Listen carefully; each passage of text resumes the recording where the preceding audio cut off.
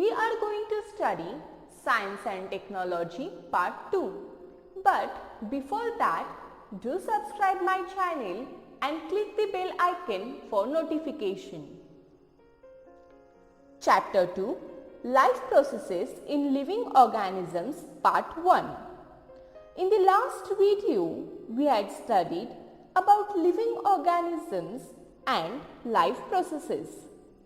In this video, we are going to study about living organisms and energy production. Living organism and energy production. Figure 2.1 human respiratory system पे पहले ध्यान दें. हम इस diagram का labelling करेंगे. First है nostrils, then oral cavity, pharynx, larynx, bronchi, left lung, diaphragm, and last alveoli. Living organisms में रेस्पिरेशन दो लेवल्स पे होता है, एक बॉडी लेवल एंड दूसरा सेलुलर लेवल. बॉडी लेवल में रेस्पिरेशन जो होता है उसमें oxygen and carbon dioxide exchange होते हैं between body and surrounding. And जो सेलुलर लेवल पे रेस्पिरेशन होता है उसमें फूड स्टफ्स ऑक्सीडाइज होते हैं ईदर विथ और without help of oxygen. Carbohydrates जो हम डेली फूड के थ्रू कंज्यूम करते हैं वो मेनली एनर्जी प्रोडक्शन के लिए यूटिलाइज होते हैं. ये एनर्जी एटीपी फॉर्म में हमें ऑब्टेन होती है. इसके लिए ग्लूकोज जो एक कार्बोहाइड्रेट का टाइप है वो हमारे सेल्स में स्टेप बाय स्टेप मैनर में ऑक्सीडाइज होता है. इसे सेलुलर रेस्पिरेशन कहते हैं. लिविंग ऑर्गेनिजम्स में ये सेलुलर रेस्पिरेशन जो होती है वो मेनली दो मेथड्स में होती है. पहला मेथड है एरोबिक रेस्पिरेशन एंड दूसरा एनाएरोबिक रेस्पिरेशन. एरोबिक रेस्पिरेशन में ऑक्सीजन इन्वॉल्व होता है एंड एनाएरोबिक रेस्पिरेशन में ऑक्सीजन इन्वॉल्व नहीं होता है. एरोबिक रेस्पिरेशन में ग्लूकोज 3 स्टेप्स में ऑक्सीडाइज होता है. First glycolysis, second tricarboxylic acid cycle and third electron transfer chain reaction. हम इस स्टेप का धीरे धीरे स्टडी करते हैं. First glycolysis. ग्लाइकोलिसिस की जो ये प्रोसेस है वो साइटोप्लाज्म में ऑकर होती है.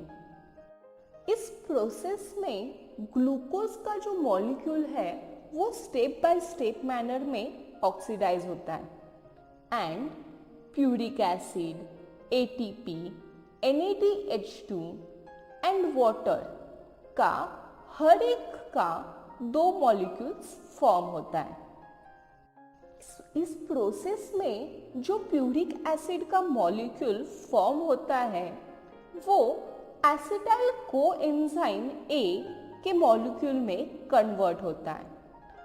NADH2 के 2 मॉलिक्यूल्स एंड CO2 के 2 मॉलिक्यूल्स इस प्रोसेस में रिलीज होते हैं. Second tricarboxylic acid cycle.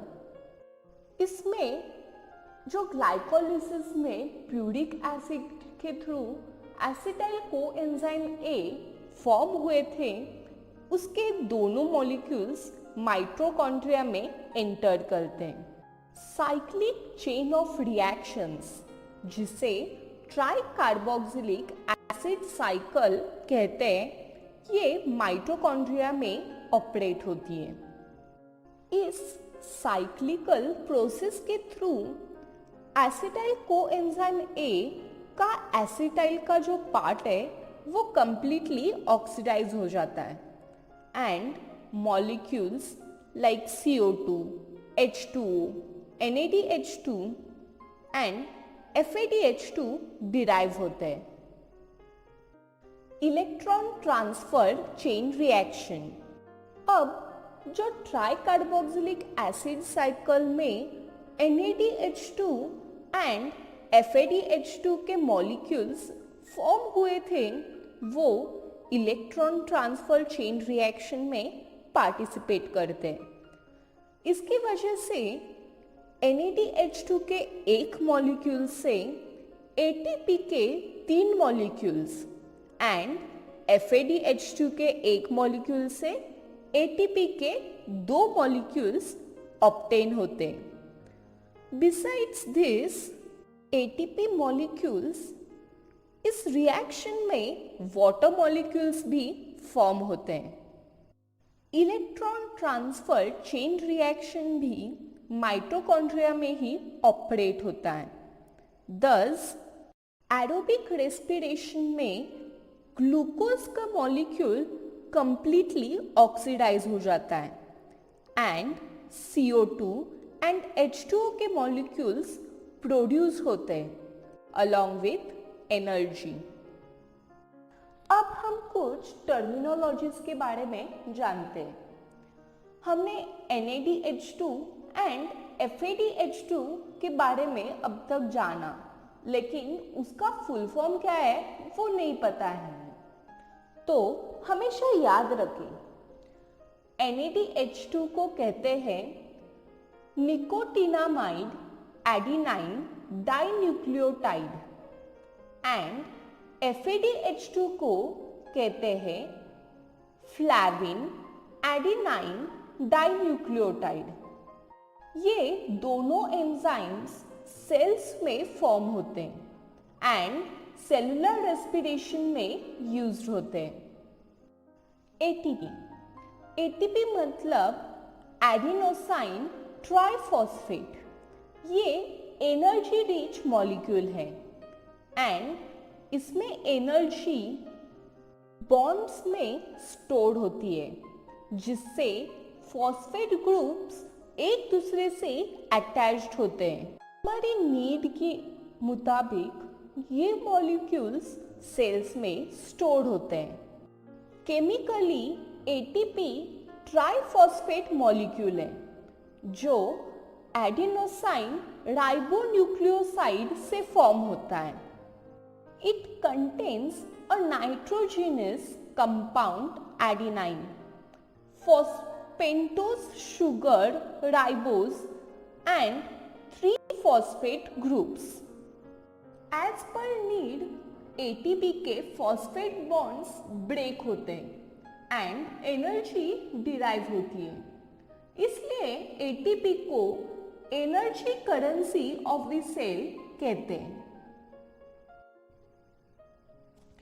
अगर कभी एक्सेप्शनल कंडीशंस जैसे कि फास्टिंग या हंगर की वजह से बॉडी में insufficient amount of carbohydrates present हो गए, तब लिपिड्स एंड प्रोटीन्स का एनर्जी प्रोडक्शन में यूज होता है।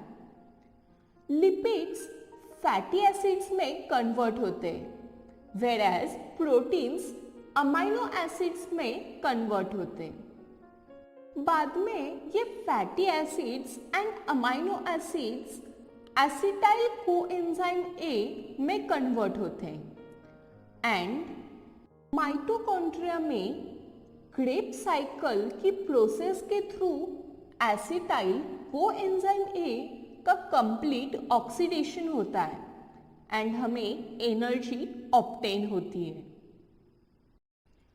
अब हम एनर्जी प्रोडक्शन का process through aerobic respiration of carbohydrates, proteins and fats के बारे में हम शॉर्ट में इस फ्लो चार्ट के थ्रू स्टडी करते हैं। हमने स्टार्टिंग में पढ़ा कि कार्बोहाइड्रेट्स का फर्स्ट ब्रेकडाउन ग्लाइकोलिसिस की प्रोसेस के थ्रू होता है। उससे प्यूरिक एसिड फॉर्म होता है।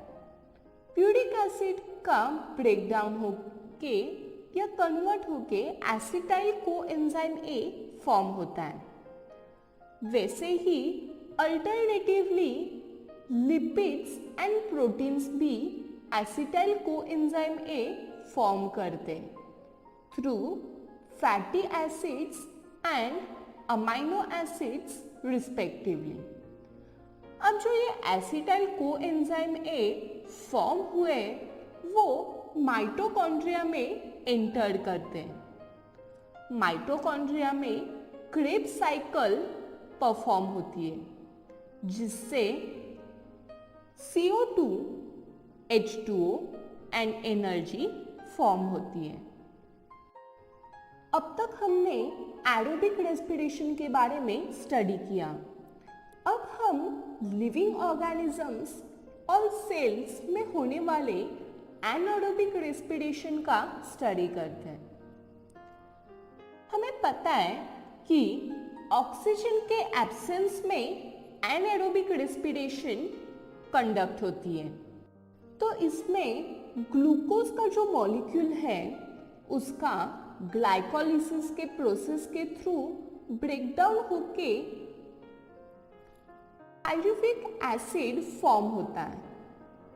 उसका फर्मेंटेशन होके डिफरेंट ऑर्गेनिजम्स में डिफरेंट प्रोडक्ट फॉर्म होता है। जैसे कि ईस्ट में फर्मेंटेशन होके अल्कोहल फॉर्म होता है। वेरियस माइक्रोब्स में फर्मेंटेशन होके different products like vinegar, vitamins etcetera form होते हैं। बल्कि इरिथ्रोसाइट्स एंड मसल सेल्स में फर्मेंटेशन होके लैक्टिक एसिड फॉर्म होता है। Now this is the end of our topic. If you have any doubt regarding this topic, do ask in the comment section below. Do like and share the video. Thank you.